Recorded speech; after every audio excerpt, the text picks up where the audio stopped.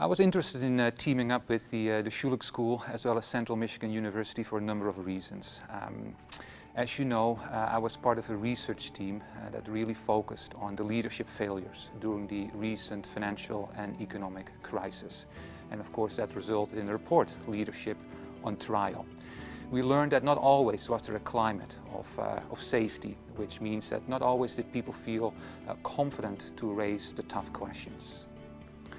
We learned that teams in many ways were not very much prepared, and so when they needed to be a team the most, they were ill-equipped.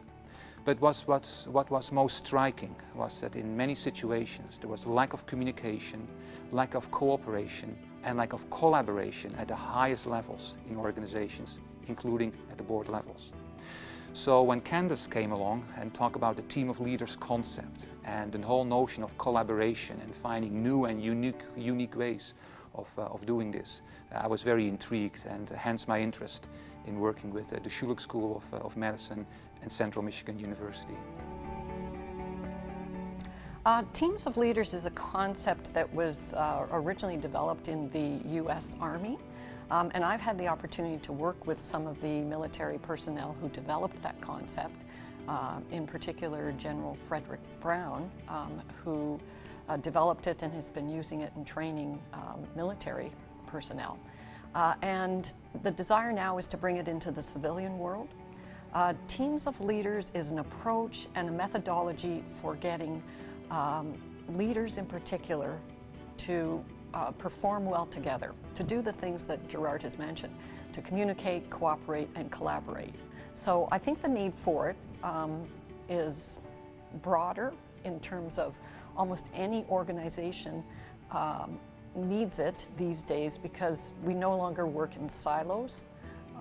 Most of the problems in this world are complex, and you need to deal with other agencies, other organizations. Communities need to work with academic institutions.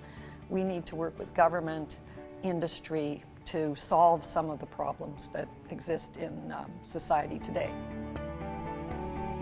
Oh, it was a great conference. I think we've had a lot of positive feedback from the people who were there. It started with a social event the Thursday evening. We had a dinner, an opportunity for people to network, and the audience, if you will, was people that we had invited from academia, from city government, from industry, university, quite a mixed group of individuals, and they had an opportunity to mix and mingle.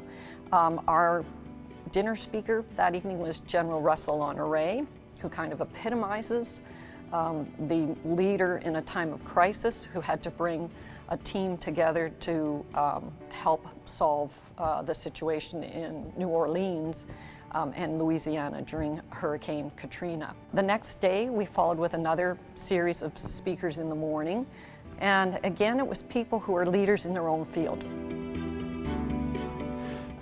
We actually debriefed yesterday the team that put the conference together, and I think I'm going to work on some documentation, articles to write. The idea of a book was floated. As Candace said, this idea really originated in the military, but we live in a civilian world. And so how would we translate that piece and make it accessible for example, businesses, governments, and so forth. And so it would be my real hope that next year around the same time, with a follow-up conference with the same caliber of speakers, the same kind of an exercise to slowly start practicing those skills. Because at the end of the day, it sounds like a terrific idea, a great concept. But how are we going to make this a reality so that people can actually practice this whole team of leaders concept?